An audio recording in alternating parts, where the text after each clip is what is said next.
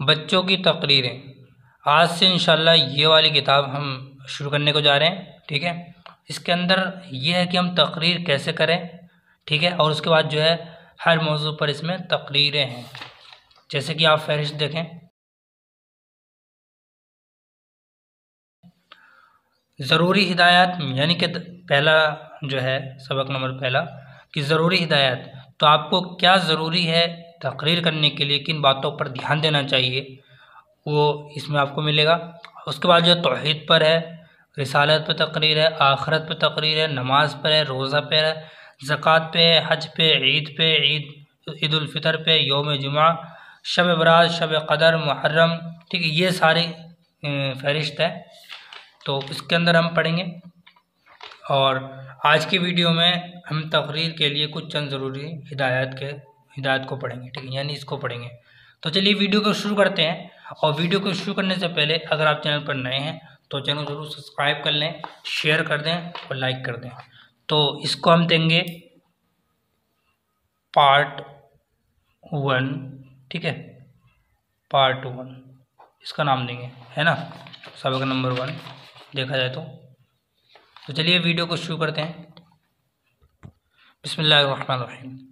तकरीर के लिए चंद ज़रूरी हिदायत।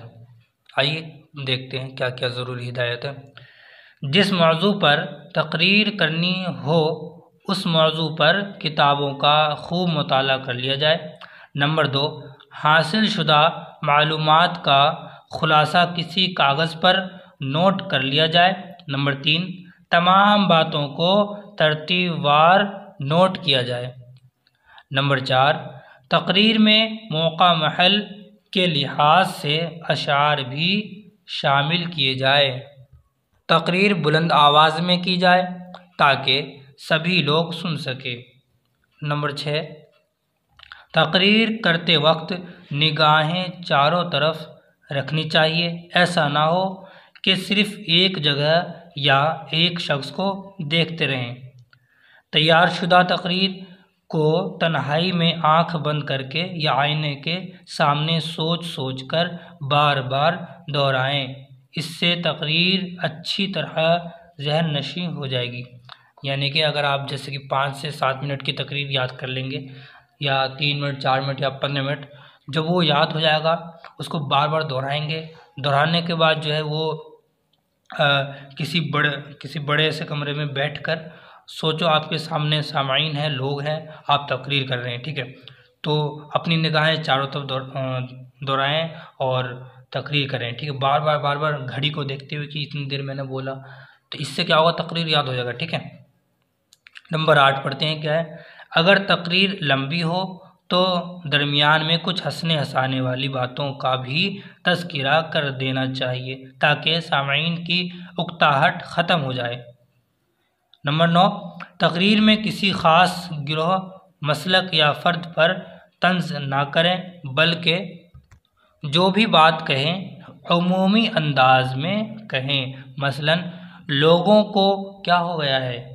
नंबर 10, अगर तकरीर के दौरान या बाद में कोई सवाल करे तो पूरी हमदर्दी और तवज्जो से सवाल सुने और माकूल जवाब दें। अगर फौरी तौर पर जहन में बात ना आ रही हो तो माज़रत कर लें कि इंशाअल्लाह बाद में बता दूंगा। इसमें अपनी तौहीन ना समझें, भूल चूक तो हर इंसान से हो जाती है।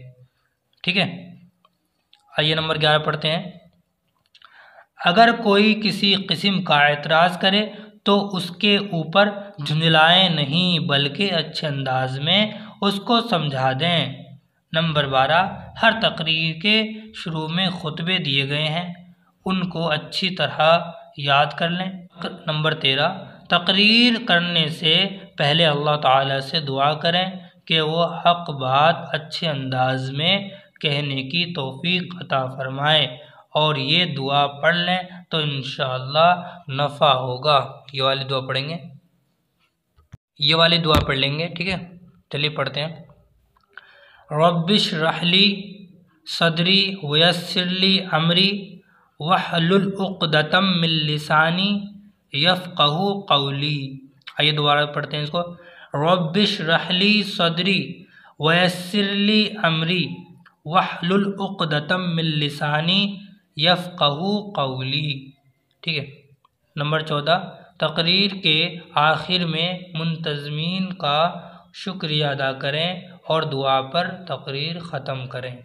तो ये चंद बातें थी तकरीर करने के लिए। ठीक है, कि तकरीर कैसे करें और किन किन मौज़ू पर आप तकरीर करें, और उसके बाद जो है कौन कौन सी बातों पर ध्यान दें, किस तरफ अपनी निगाहें आप दोहराएं। यानी कि जब आप मेंबर पे बैठें या फिर किसी स्टेज पर जाएं या फिर किसी ऐसी जगह जाएं जहां मजमा हो और आपको तकरीर करने का मौका मिले, तो आपको करना क्या है, आपको बस खड़ा होना है। उस तकरीर को, जो भी आप मौजू पर तकरीर कर रहे हैं, कोई भी मौजू, जैसे कि आप मान के चले यहाँ पर इसमें मेरे पास है पहला तौहीद, तो तौहीद पर आप इतने अच्छे तरीके से आप जहन नशीं हो जाए, अच्छे तरीके से आप याद करें। और जब याद हो जाए, पहले तो सबसे पहले मैं बताऊँ आपको, जो मेरा जो एक नज़रिया है, जो मैं जिस तरीके से मैं याद करता हूँ, तो कैसे मैं याद करता हूँ मैं बताता हूँ। जैसे कि मैंने क्या करा, पहले तो मैंने 7 मिनट 8 मिनट की तकरीर मैंने सुनी। ठीक है, सुन ली, या फिर यूट्यूब से सुन ली मैंने, उसे बार बार सुना। सुनते सुनते जो है फिर मैंने उसको क्या करा, उसको मैं लिखा। ठीक है, और लिखने के बाद जो है मैं उसे लिख कर फिर उससे दोहराने के बाद फिर एक बंद कमरे में बैठता हूँ मैं, और बैठकर फिर उस तकरीर को याद करता हूँ। और मैं जैसे कि मैं सोचता हूँ कि मेरे पास ये सारे यहाँ पर बैठे हुए हैं लोग सुनने मेरी बातें, और मैं मिंबर पे या फिर मैं कोई ऊंची जगह पे बैठ जाता हूँ। ठीक है, फिर उसके बाद जो है मैं उस तकरीर को दोहराता हूँ। अगर मैं जहाँ भी अटक जाता हूँ तो उसी वक्त अब मैं खोलता हूँ जो हाँ मैंने लिखी थी, फिर देखता हूँ अच्छा ये है, तो उसके बाद फिर बंद करता हूँ, फिर दोबारा मैं पीछे से जाता हूँ।